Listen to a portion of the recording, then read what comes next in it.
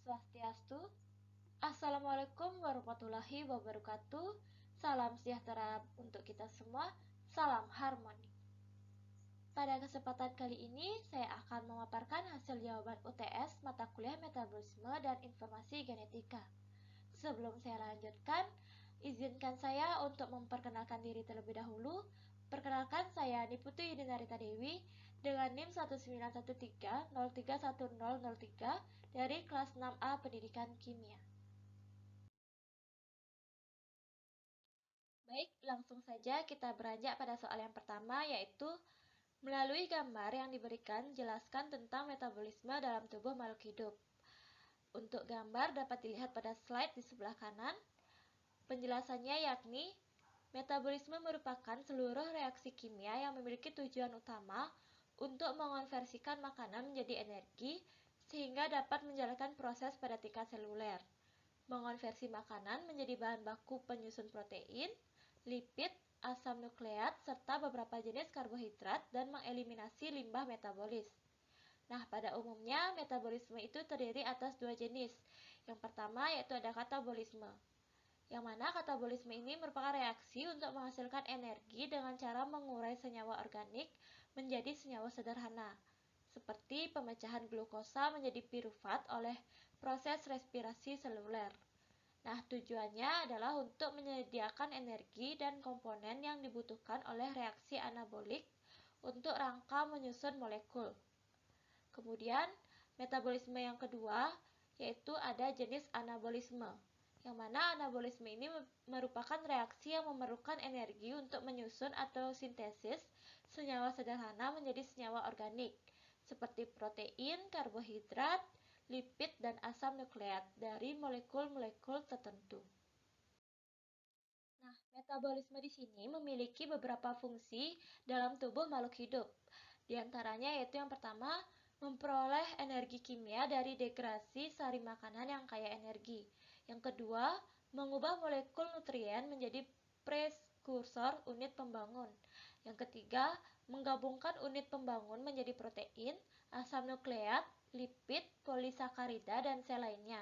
Dan yang keempat, membentuk dan mendegradasi biomolekul dalam fungsi sel. Selanjutnya, untuk soal yang nomor 2 yaitu jelaskan struktur dan fungsi biomembran. Untuk penjelasannya yakni, biomembran merupakan suatu struktur yang sangat tipis yang umumnya divisualisasikan hanya dengan mikroskop elektron. Nah, struktur biomembran di sini itu terdiri dari tiga. Yang pertama, terdapat lipid membran, yang mana lipid membran ini yaitu tiga membran utama dalam lipid yang meliputi fosfolipid, glikolipid, dan juga kolesterol. Kemudian yang kedua itu terdapat protein membran. Nah, protein penyusun membran ini meliputi protein intrinsik atau integral dan protein porifer atau ekstrinsik. Kemudian yang ketiga itu ada karbohidrat membran, yang mana karbohidrat penyusun membran itu adalah glikoprotein. Nah, pada slide terdapat gambar yang menggambarkan biomembran.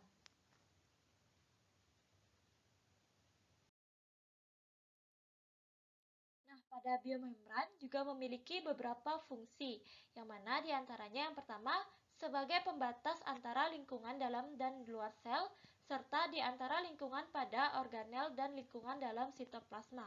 Kemudian yang kedua, sebagai pengatur permeabilitas membran terhadap senyawa-senyawa atau ion-ion yang melewatinya. Yang ketiga, sebagai protein pengenal atau reseptor molekul-molekul khusus seperti hormon, antigen metabolisme maupun agensia khas seperti bakteri atau virus. Yang keempat, sebagai penyedia enzim, sebab membran plasma dapat berfungsi sebagai sebuah sarana terselenggaranya aktivitas seluler yang terorganisir.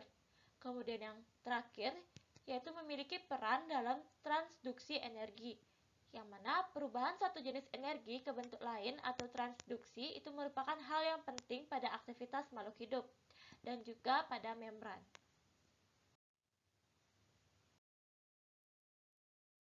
Selanjutnya untuk soal yang nomor 3, yaitu jelaskan apa yang Anda ketahui tentang jalur glikolisis, jalur gluconeogenesis, perbedaan proses glikolisis dan gluconeogenesis, Hitunglah jumlah ATP yang dihasilkan oleh metabolisme 5 mol glukosa pada jalur glikolisis aerob dan jelaskan sistem pengendalian proses pengendalian jalur glikolisis.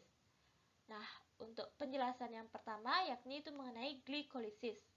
Yang mana glikolisis atau jalur glikolitik itu merupakan urutan 10 reaksi langkah yang mengubah satu molekul glukosa atau beberapa gula terkait menjadi 2 molekul pirufat dengan pembentukan 2 molekul ATP. Nah, glikolisis juga merupakan reaksi tahap pertama secara aerob atau cukup oksigen yang berlangsung dalam mitokondria. Kemudian penjelasan yang kedua yaitu gluconeogenesis.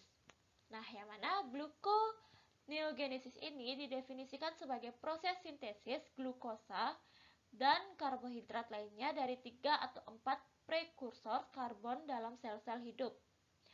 Proses gluconeogenesis itu berlangsung terutama di dalam hati, yang mana asam laktat yang terbentuk pada proses glikolisis itu dapat dibawa oleh darah ke hati.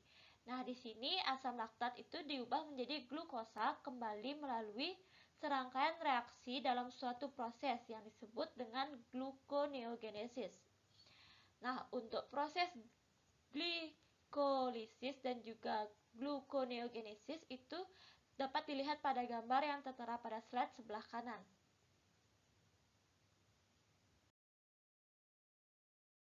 Kemudian penjelasan yang selanjutnya yaitu mengenai perbedaan proses glikolisis dan gluconeogenesis.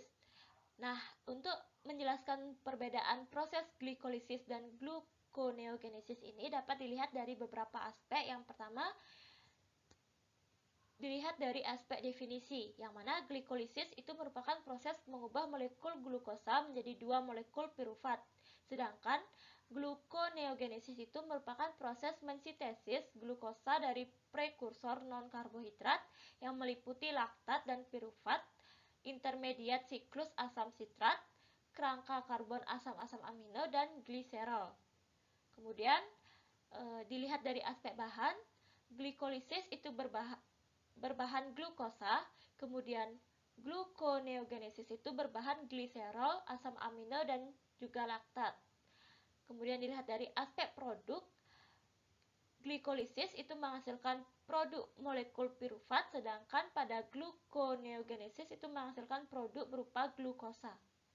Kemudian dilihat dari aspek tempat terjadinya, yakni glikolisis terjadi pada sitoplasma di semua sel, sedangkan gluconeogenesis itu terjadi pada sitoplasma dan juga mitokondria di organ hati dan juga ginjal.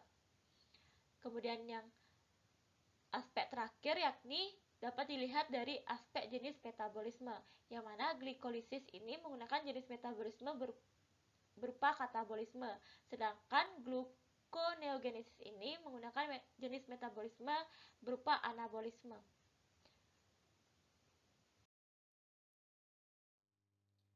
Kemudian selanjutnya yakni menghitung jumlah ATP yang dihasilkan oleh metabolisme 5 mol glukosa pada jalur glikolisis aerob. Nah, dalam proses glikolisis, 1 mol glukosa itu menghasilkan 2 ATP, 2 NADH, dan 2 asam pirufat. Proses reaksi dekarboksilasi oksidatif molekul glukosa menghasilkan 2 NADH, 2 KOA, dan 2 CO2. Hasil akhir siklus Krebs itu adalah 6 NADH, 2 FADH, dan juga 2 ATP.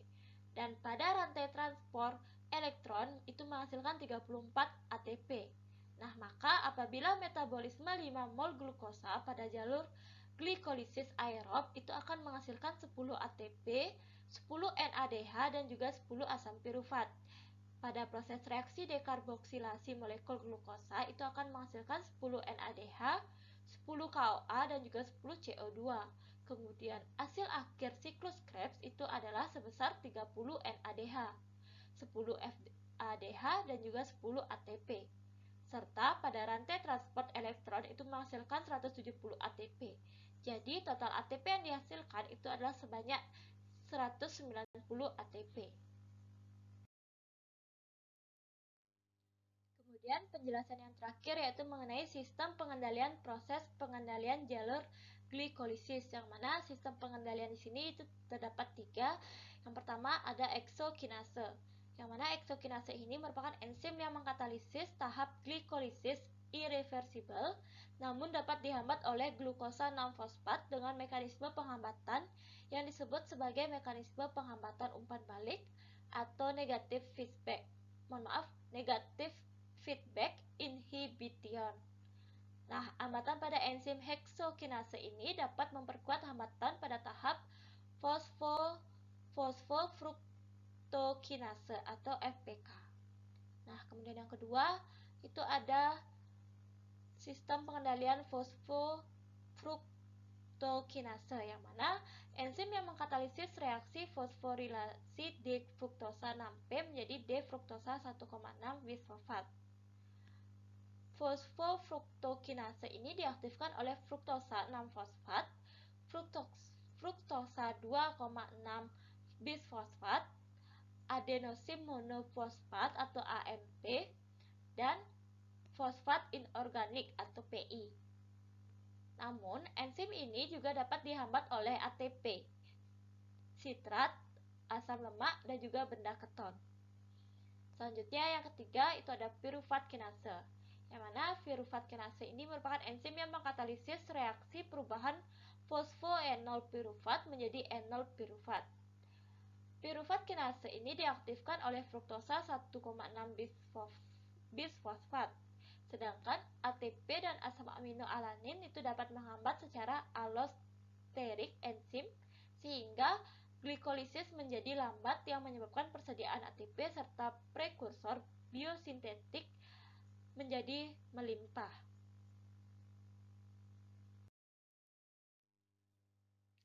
Nah, selanjutnya untuk soal yang nomor 4, yaitu jelaskan peranan siklus Cori, jalur pentosa fosfat, metabolisme glikogen, dan pengendalian metabolisme glikogen. Untuk penjelasan yang pertama yaitu mengenai siklus Cori, yang mana siklus Cori ini adalah suatu siklus untuk menghasilkan asam pirufat, asam laktat, dan glukosa, yang mana siklus Cori ini memiliki peran untuk mengendalikannya. Nah, pada slide itu terdapat gambar yang menjelaskan mengenai siklus Cori.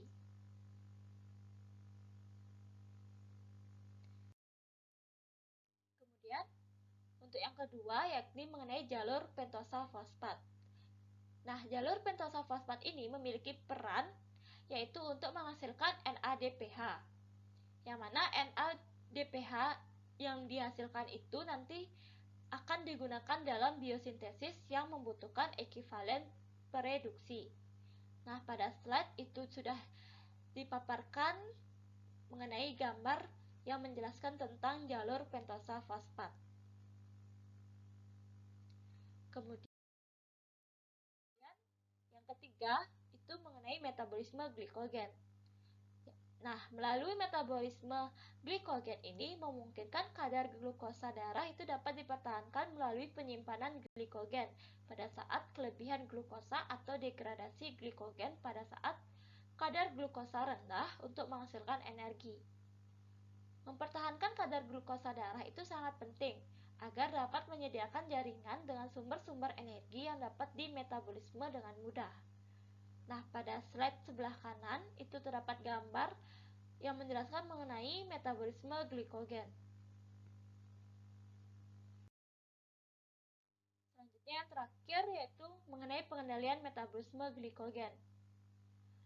Nah, adapun peran pengendalian metabolisme glikogen ini yaitu untuk menghindari pengaruh bersih yang terjadi, yaitu hidrolisis UTP, sehingga disebut siklus yang sia-sia atau tidak berguna. Pengendalian ini dilakukan oleh pengendalian allosterik dan modifikasi kovalen dari kedua enzim glikogen sintase dan glikogen fosforilase. Untuk modifikasi kovalen itu berada di bawah pengendalian hormonal. Nah, pada slide sebelah kanan itu terdapat gambar yang menjelaskan mengenai pengendalian metabolisme glikogen. Selanjutnya untuk soal yang nomor 5 yaitu dengan menggunakan gambar jelaskan manfaat siklus asam sitrat, rantai pernafasan, dan juga fosforilasi oksidatif. Nah, untuk penjelasan yang pertama yaitu mengenai siklus asam sitrat. Untuk gambar menjelaskan siklus asam sitrat itu dapat dilihat pada slide. Dan manfaat siklus asam sitrat di sini yaitu sebagai lintasan terakhir bersama untuk oksidasi karbohidrat, lipid, dan protein, dan juga sebagai penyedia energi tubuh yang berperan dalam sintesa asam lemak, gluconeogenesis, transaminase, dan juga deaminasi.